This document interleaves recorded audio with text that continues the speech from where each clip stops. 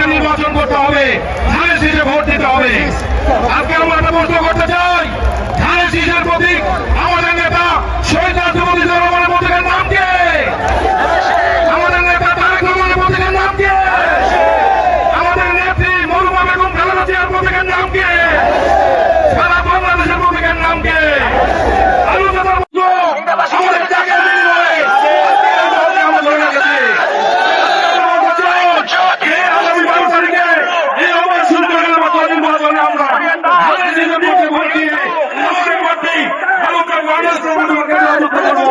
এবং সমাজে আরেকটি কথা বলতে চাই, কৃষক ভাইয়ের মার্কা, শ্রমিক ভাইয়ের মার্কা, সিংড়াবাসীর মার্কা।